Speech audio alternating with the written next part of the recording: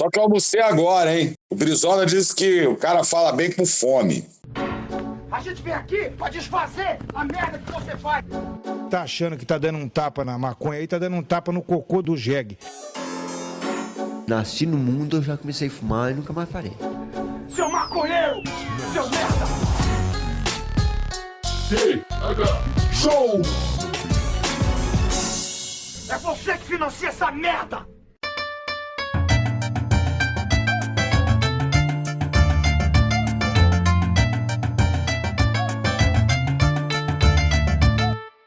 Fala, meu povo! Estamos começando mais um TH Show Podcast aqui direto da RadioRamp.com, com transmissão para todas as plataformas de áudio desse planeta comigo, Igor Seco, comandando essa web bancada canábica, junto com meu grande amigo Marcelo Nhoque. Tudo bom, Marcelo Nhoque? Igor Seco, tô bem demais, meu irmãozinho. Ai. Tô bem. Não vou dizer que tô mal, porque eu tô bem, né? Tá animado pra esse domingo, Marcelo Nhoque? Tô mais ou menos, cara. Vou bem na espreita, né? Vou bem devagarinho aqui no lado de casa, vou ali, vou de chinelo, bermudinho, não sei Bem nada. tranquilo. Bem tranquilo. Tá complicado. E tu, irmão, tá bem? Tô bem, Marcelo Nhoque, tô bem, muito obrigado por perguntar. Eu espero que os nossos ouvintes estejam bem, porque hoje o episódio do TH Show ele é um pouquinho diferente. Hoje vamos trazer aqui ele que é uma figura emblemática do ativismo canábico, um dos caras que ajudou é maneira, falando por baixo, a Marcha da Maconha, que hoje concorre aí a deputado federal do Rio de Janeiro e que vai nos contar um pouco da sua história, compartilhar um pouco aí dessa corrida que foi essa campanha, que tem sido essa campanha. Seja muito bem-vindo à bancada do TH Show, doutor advogado André Barros, tudo bem? Sensacional, Igor. Sensacional, Nhoque. Sensacional, TH Show. Maravilha, uma honra estar aqui conversando com vocês. O TH Show ele é o podcast de maconheiro há mais tempo publicado no Brasil, hein? Sensacional. Pô, maravilha. Até vocês estavam falando aí para votar, né? Votar domingo, né? Se tá tranquilão. É porque o nosso lema fala o seguinte, né? Aperta 54 e 2 e não esquece, aperta o verde depois. Mas tem pessoal que tá reclamando que vai apertar antes. Durante, não acho difícil, né? Mas tem gente que tá falando que vai apertar antes pra aguentar a fila. Se tiver a colinha, pode apertar antes. Tem que levar a colinha. Se bem que é fácil, né? Porque o primeiro voto é para deputado federal. Então é 54 e 2 e não esquece, aperta o verde depois. Ô, André, vou te fazer a primeira pergunta aqui, cara. Ali pra junho, acho que foi maio e junho ali, eu fui pra São Paulo e eu encontrei o Boulos por uns 5 minutinhos, ele tava no lançamento de um livro, alguma coisa assim, e eu encontrei ele, eu abracei o Boulos, eu falei no vídeo dele assim, cara, pelo amor de Deus, põe os esquerdistas pra falar de maconha, porque eu só tô vendo o Partido Novo, isso tá me dando uma aflição nessas eleições. Aí o Boulos falou, beleza, vamos, a gente tá debatendo isso aí, a pauta da cannabis é nossa, ele falou. E aí, cara, tal é a minha surpresa, que chega agora a época das eleições, e eu vejo o PSOL em peso, né, eu acho que todos os estados têm aí um candidato ícone falando da cannabis. Você no Rio, o Dário em Minas Gerais, em Floripa tem o Marquito, entendeu? Então, tipo, eu vi assim que muita gente do PSOL tá falando da cannabis. Demoraram um pouquinho, mas tem bastante gente falando. E eu queria saber se existe aí algum guia interno do partido, se vocês estão debatendo entre vocês aí, entre os estados, para conversar sobre isso, se organizaram a campanha pensando no que o partido pensa. Como que tem sido esse movimento aí dentro do PSOL para ti? Não, a gente tem... o PSOL é um partido da juventude, né? Os jovens já estão ficando um pouquinho mais... Eu tô com 5,6, né? Mas o PSOL é um partido da juventude. É um partido maconheiro mesmo, assim, muitos, né, se fuma nas convenções, né, obviamente do lugar externo, né. Eu fui do PT 30 anos, antes de ser do PSOL, né. O PT, eu sempre defendi a legalização da maconha no PT também, e o pessoal do PT nunca me perturbou, mas eu tenho uma raiz da esquerda, né, e Mas só que no PSOL, o PSOL é o partido mais maconheiro que eu vi de esquerda até agora. É o partido mais maconheiro. E nós lançamos vários candidatos a deputado estadual na outra eleição, né? E a gente já vem se articulando. E agora eu estou saindo de federal, porque a competência legislativa da lei de drogas é da União. Então a pauta realmente é federal. E aí eu, inclusive, falei com o Dário, combinei com o Dário. Falei, Dário, é melhor a gente lançar o número 54.2, né? Porque se o pessoal achar que... Eu não vou nem falar para não confundir, né? Não fala isso aí. É o horário internacional, o cara vai apertar 54.2, aí vai aparecer a nossa cara e o cara confirma, né? E aperta o verde e confirma. Até dizer assim, uma coisa engraçada, que eu comecei com esse negócio de aperta o verde, né? 500 anos. Hoje em dia, todo mundo fala, aperta o número do seu número. Porque antigamente o pessoal falava digitar, né? Vai digitar. O aperta, hoje em dia, geral tá apertando. Eu fui processado por causa do aperta, né? Essa eleição não fui processado, não. Foi na campanha para vereador, né? Qual foi o motivo do processo? Eu sempre fui processado por causa da plantação, vídeos nas plantações, e por causa do discurso, né? Do texto. Sim. Então, tinham baseado na sua consciência, aperto verde, tudo isso eles diziam que era apologia. E eu sempre ganhei deles. Primeiro porque todas as plantações têm habeas corpus ou sentença, né? Então, eu sempre já apresentava logo o habeas corpus. E os termos, eu falei no tribunal uma vez, ipsis literis, né? Eu falei o texto, né? A minha defesa vai ser o texto, vamos lá. Como hoje. Meu nome é André Barros, 56 anos, carioca, mestre em ciência penal. Até agora nada. Sou advogado da Marcha da Maconha, quer dizer, eu não sou... A Marcha da Maconha não é uma pessoa jurídica, é um evento. Mas eu sou o cara que eu criei os ofícios na Marcha da Maconha, por causa do inciso 16 do artigo 5º da Constituição, que fala que todos podem reunir-se pacificamente sem armas em locais abertos ao público, independentemente de autorização. Aí no final fala, sendo apenas exigido prévio aviso à autoridade competente. Então a gente começou a fazer os ofícios ao batalhão, delegacia, região administrativa. Eu fui o cara que fiz habeas corpus e ajudei habeas corpus em todo o país, e sou um dos autores da representação que nós fizemos em 2009, em razão de 10 marchas da maconha proibidas em todo o país.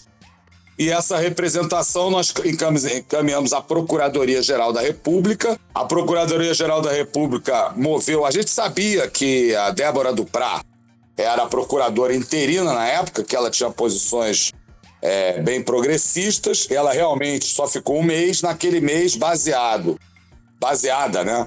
A procuradora, na nossa...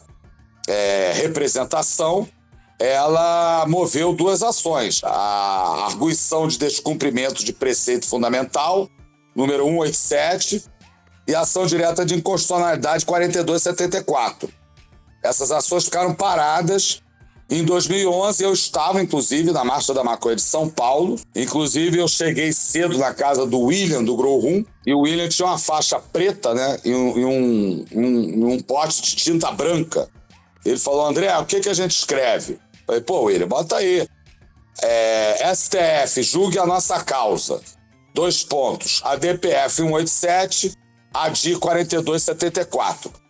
Aí o pau comeu, na Marcha da Maconha de São Paulo 2011, e eu me lembro que o pau comia, mas a faixa estava lá, em pé, né? E aí, em razão daquelas imagens violentíssimas da polícia, a polícia atacou por trás. Eu nunca vi a polícia atacar o movimento social por trás, né? Normalmente é pela frente, no mundo inteiro.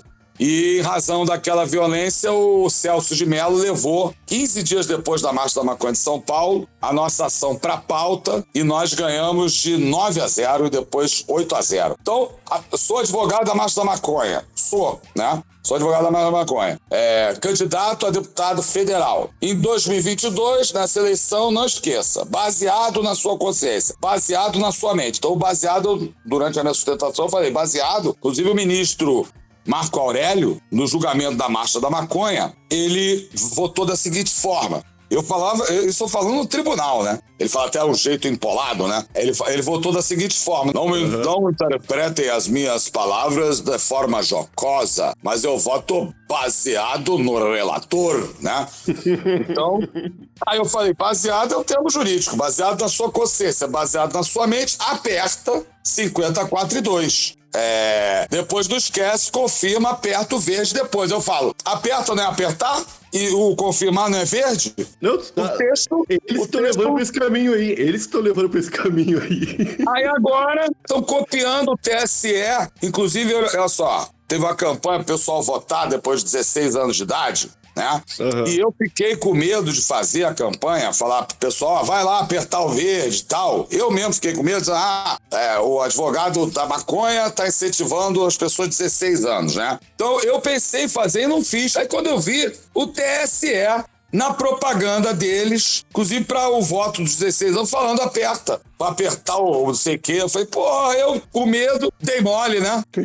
Eles fizeram, tu vê. Ô André, tu é carioca, né? Pelo jeito que tu nasceu aí no Rio de Janeiro, está concorrendo pelo Rio de Janeiro. E eu fui ao Rio de Janeiro uma vez só, tenho amigos cariocas, e é muito... Eu acho que carioca representa bem o povo brasileiro, só que hoje representa de uma forma muito estranha essa violência toda, né? De milícia, de tudo que há de ruim. Hoje o Rio de Janeiro consegue mostrar bem isso aí, em relação às drogas, em relação à polícia truculenta, política, tudo. Como tu vê, cara, com uma legalização, isso melhorando, tu acha que haverá uma guerra? Tu acha que haverá que os traficantes ficarão acuados perante uma legalização?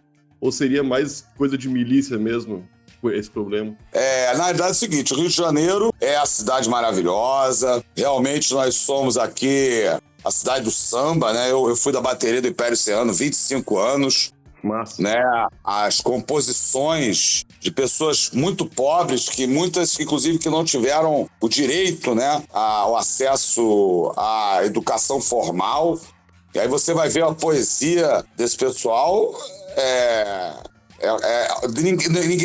ninguém consegue competir. Sim, porque tudo é uma competição para escolher o samba enredo, entendeu? Tem pessoas da Zona Sul que tentam, mas é realmente uma cultura muito forte. Agora, o Rio de Janeiro, na realidade, é a cidade mais racista do mundo, né? Foi aqui a maior população negra escravizada do mundo foi no Rio de Janeiro. E, inclusive, o primeiro lugar do mundo a criminalizar a maconha. Em 1830, no parágrafo 7º da Lei de Posturas do município do Rio de Janeiro, a Lei do Pito do Pango, o vendedor, que era homem branco, dono do boticário, recebia apenas uma pena de multa. O negro escravizado, porque a lei falava escravos e outras pessoas, recebeu uma pena de 3 dias de cadeia e entrou em vigor o Código Criminal do Império, naquele mesmo ano, estabelecendo 50 chicotadas por dia por um pequeno delito, como fumar maconha, né? E foi exatamente essa política que construiu esse país essencialmente corrupto, né? Porque se você tem 1% da população, os mais ricos, milionários e bilionários, que ficam com metade da renda do país, né? Querem falar de corrupção no Brasil? Vamos falar. Isso é corrupção. 1% fica com a metade da renda do país. Então, isso foi construído na base da porrada, né? Porque isso é como se você tivesse uma reunião de 100 pessoas para dividir 100 quilos de carne. Aí um chegasse, não, peraí, 50 quilos é meu. E pegasse assim, e para os outros 50 ele daria 1 quilo para dividir os outros 50 1 quilo. Como é que vai fazer uma divisão 99. Como é que vai fazer uma divisão dessa? Só na porrada, né? Só na porrada.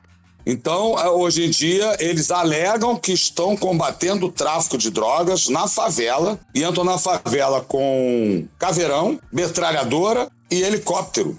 E eu venho denunciando isso há muito tempo, porque economicamente, se você pegar a cadeia produtiva da maconha, ou qualquer cadeia produtiva, você não combate no varejo. Isso é piada, né? Quer dizer, você vai lá no Paraguai, porque queimam as maconhas aqui no Brasil, vai lá no Paraguai, manda dólares, eles mandam toneladas de maconha pelas estradas, isso vai chegar, obviamente, no atacadista, e do atacadista pro varejo. Aí eles dizem que estão combatendo o tráfico de drogas no varejo da favela. É racismo, genocídio. E eu, inclusive, tenho um vídeo gravado pelo fim das operações policiais nas favelas. Isso é uma questão de honra da nossa luta, né? Porque nós estamos na luta da legalização da maconha há mais de 20 anos, né? Há mais de 20. Eu, na realidade, sou da legalização desde o início, porque o Gabeira foi casado com a minha tia que foi guerrilheira, né? E o Gabeira, quando chegou do banimento, ele foi morar na minha casa no Brasil, exatamente naquela onda da maconha, da tanga. Então eu sou dessa raiz. Na minha casa sempre pôde fumar maconha sem problema nenhum. Teve acesso à maconha da lata aí no Rio de Janeiro? Claro. Só não achei uma, né? Porque a gente ficava na areia. Na época tinha uma prancha de isopor chamada Planonda. Porque surf só podia de manhã, bem cedinho ou no final da tarde, né? E eu sou de Copacabana. Copacabana é mais futebol de praia. O pessoal da onda é mais de Ipanema, Leblon, né? Mas a gente ficava na areia com a Planonda, essa prancha de isopor, e olhava lá no fundo um brilho, né? A gente falava, vai lá, isso aí é todo mundo correndo. Chegava lá, era apenas uma ilusão. Mas eu fumei. Fumar, eu fumei. Eu não tive essa sorte de achar uma lata daquela. Mas vi quem achou. Vi abrindo, inclusive, entendeu? Era uma coisa linda, né? Altamente prensada. Era uma lata maior que... Era uma lata de tinta, praticamente, né? Era grande, né? Linda. Agora, uma coisa que me traz, assim, uma coisa que ninguém sabe da época, é que a maconha da lata também, na época, não era fácil de encontrar. Todo mundo conseguia fumar. Agora, para ver quantas toneladas devem circular por mês no Rio de Janeiro. Porque tinha muita maconha que não era da lata, entendeu? Não era todo mundo que comprava 50 gramas da lata. Não era, não. Era difícil. Agora, arrumar para fumar sempre, né? Então, são muitas toneladas que circulam por mês. É um mercado multibilionário, né? Que o mundo inteiro já sabe, e eu no Congresso Nacional, vou dizer que a gente tem que parar que ali o debate do Congresso Nacional tem que ser debate de adulto, né? Isso, eu tô falando isso aí sempre porque, quando há um debate em relação à maconha, é muito desonesto a forma como é debatido, porque normalmente pessoas que são a favor chegam com estudos, mochilas cheias de papel, mostrando dezenas, centenas de estudos, e quem contra-argumenta não tem um estudo, não tem é emocional das pessoas. Não, mas eu acho que fica muito no debate, assim, se faz bem ou faz mal à saúde. Isso todo mundo já sabe que é remédio, né? Todo mundo já sabe que é remédio, isso aí é papo furado. Todo mundo sabe que fuma como eu até falei no vídeo, né? Você que fuma maconha sabe que não é nada disso, né? Todo mundo já sabe. O debate adulto é o quê? Isso é um mercado multibilionário que pode trazer muita riqueza para o Brasil. O Brasil, melhor país do mundo para plantar maconha é o Brasil. Então a gente não pode, o país em situação gravíssima de milhões de pessoas na miséria, uma desigualdade social terrível. O Brasil não pode desprezar um mercado bilionário desse. Eu até sempre falo, Nova York tem um PIB quase igual do Brasil inteiro, está legalizando. Agora, porque teve uma queda de arrecadação tributária e queda do PIB na pandemia, o governador que era contra passou a ser a favor, porque está vendo que a Califórnia está faturando, Colorado está faturando. E está regulamentando a maconha em Nova York para esse mercado para desfrutar desse mercado multibilionário. E a gente aqui no Rio de Janeiro, esse candidato a governador até que eu apoio o Freixo, vou votar no Freixo, mas o Freixo também querendo não discutir isso. Como é que pode um governador renunciar a uma receita? Esses governadores todos aí, tudo bem, vou votar no Freixo, mas todos eles tinham que sair, sai todo mundo, não pode, vocês não estão bem, vocês estão renunciando a uma receita de bilhões num estado que tem que vender a água, né? Venderam a água do Rio, né? Venderam a SEDAI, né? Eles só não vendem a gente, essa elite brasileira só não vende a gente, né? Porque eles só não venderam ainda o petróleo do Brasil, né? Agora, na maconha, estamos enfrentando e vamos para o Congresso Nacional enfrentar. Porque se no Brasil entregam o minério, entregam o petróleo, se entregam as riquezas do Brasil, nós vamos mostrar que no Ouro Verde nós vamos enfrentar. Eu vou eu vou ao órgão de defesa da concorrência, eu vou no CAD, porque eles estão fazendo resoluções aqui no Brasil que proíbem nós brasileiros de plantar maconha e fabricar produtos de maconha no Brasil. Isso é tudo importado, né? isso. Não, a gente não está na luta há 500 anos para vender Mevatil, um medicamento do Reino Unido que tem na bula THC e CBD a R$ 2.800 na farmácia. Quer vender? Também não é nenhuma xenofobia, não. Vende. Agora, tem que ter óleo de maconha gratuitamente distribuído no SUS, né? Concordo, Se acho possível, que... plantado no Brasil. Não, tem que plantar no Brasil. É o melhor lugar para plantar do mundo. Não, mas hoje em dia tá meio que indo para a direção de importarmos tudo, né? Não, tem uma resolução da Anvisa, 327, artigo 18, que diz o seguinte: para fins de fabricação e comercialização de produtos de cannabis em território nacional, quer dizer, no Brasil, a empresa deve importar o insumo farmacêutico na forma de granel vegetal ou produto industrial. Quer dizer, é uma resolução que fere os interesses nacionais. E, portanto, fere o artigo 1º da Constituição, inciso 1, soberania, e fere o artigo 3º, que são onde estão os objetivos da República, no inciso 2, que é garantir o desenvolvimento nacional. Então como nós ganhamos a Marcha da Maconha baseado no artigo 1º e no artigo 5º, inciso 16 da Constituição, nós vamos avançar na legalização da maconha no Brasil baseado na Constituição Federal, a Carta Política do Brasil. Até a reforma agrária, eu vou dizer, a reforma agrária não é nenhuma bandeira de esquerda, a reforma agrária está na Constituição. Tem um capítulo da política agrária, fundiária e da reforma agrária. Então tem que ter reforma agrária no Brasil, inclusive para plantar maconha. Já chegam flores no Brasil, de Delta 8, de CBD, de um monte de coisa.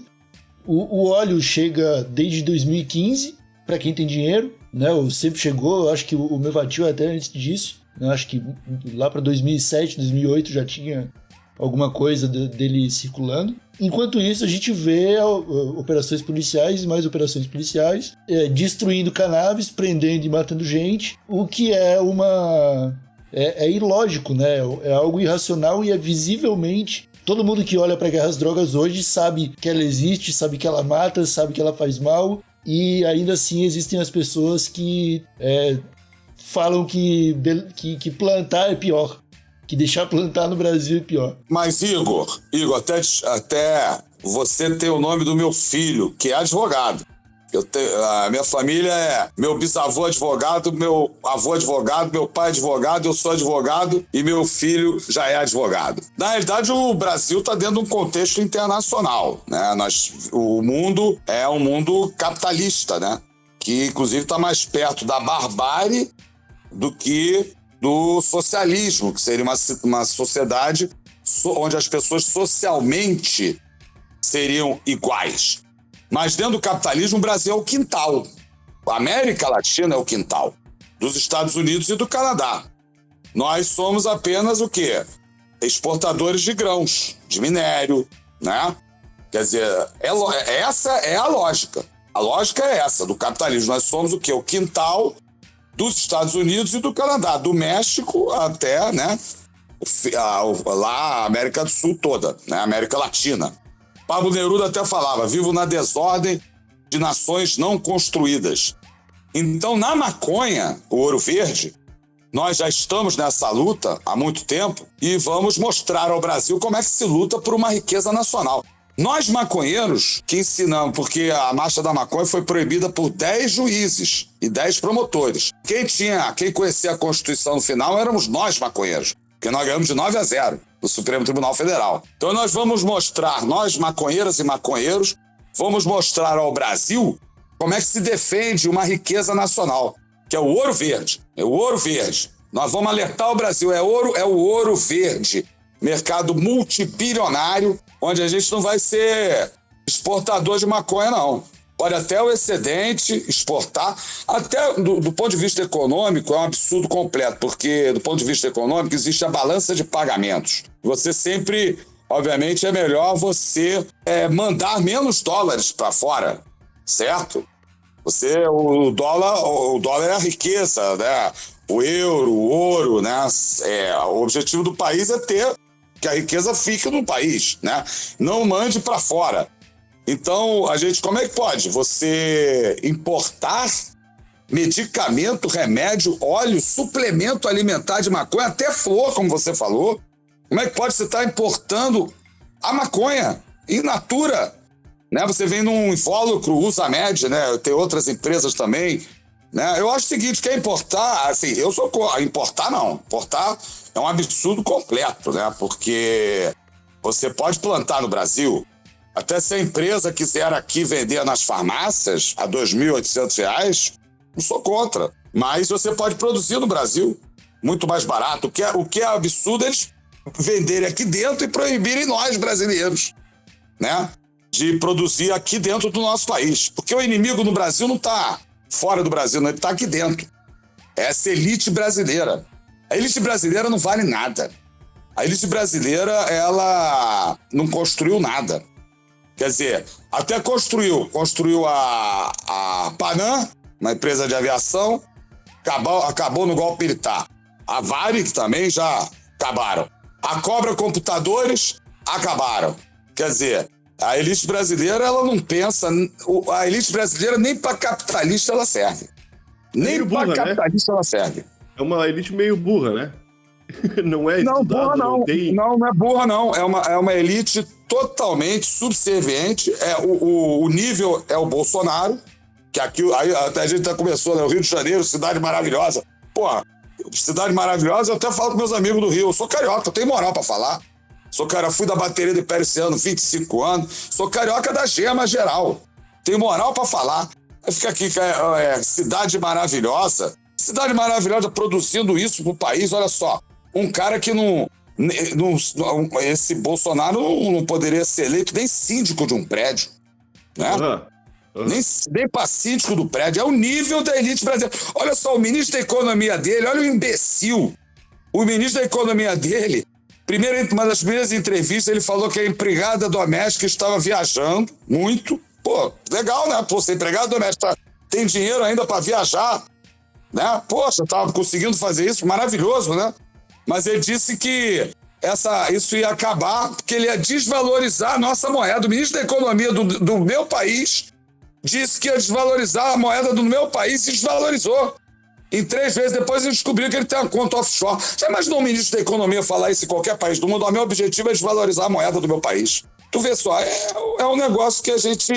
Agora, isso não é burrice, não. Isso não é burrice. Isso é uma elite... a elite brasileira é subserviente, não gosta nem da música do Brasil, né?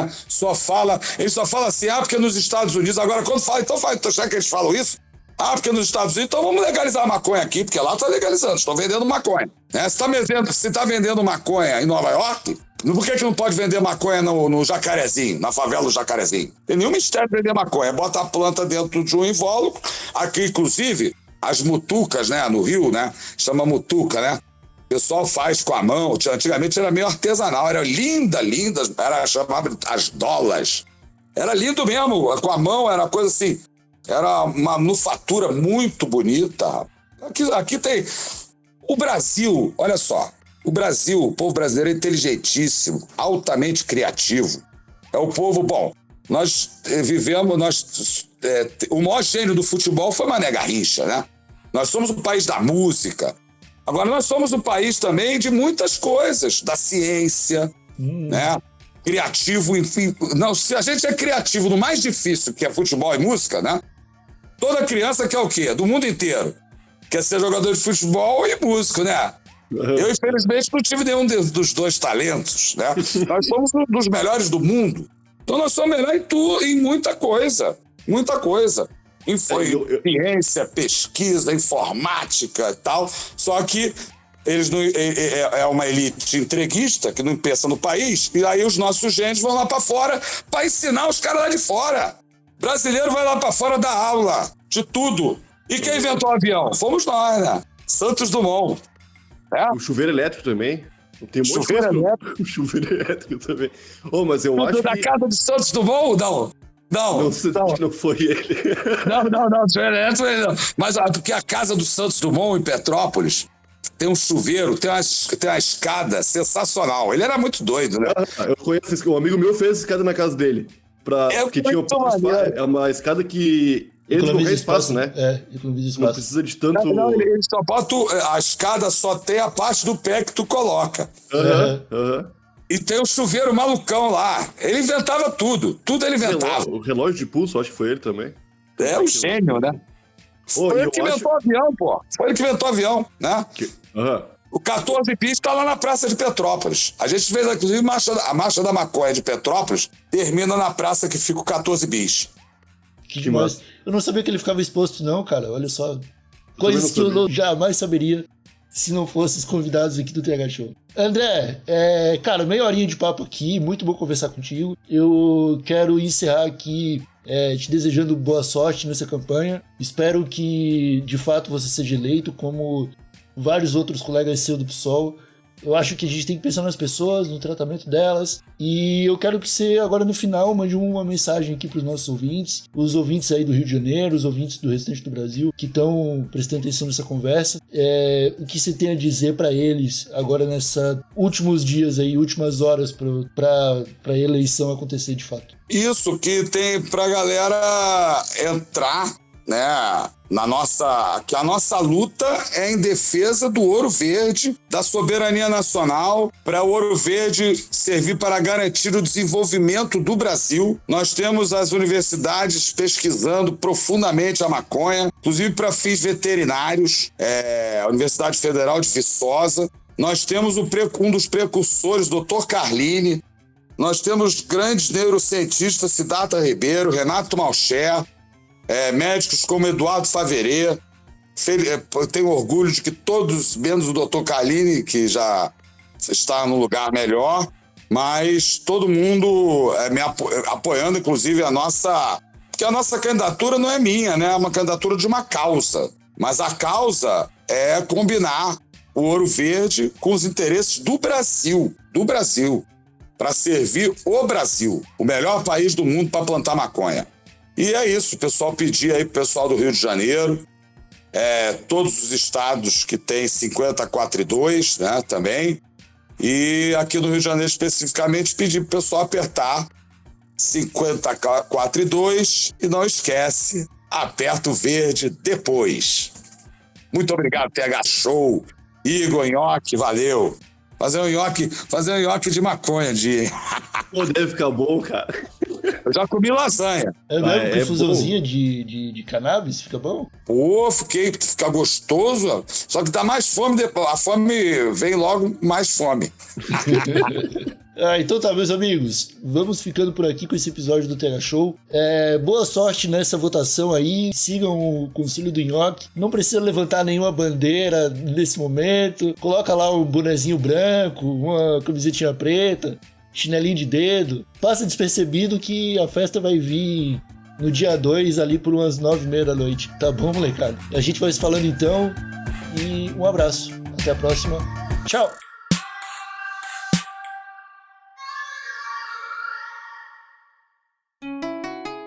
Rádio Hemp.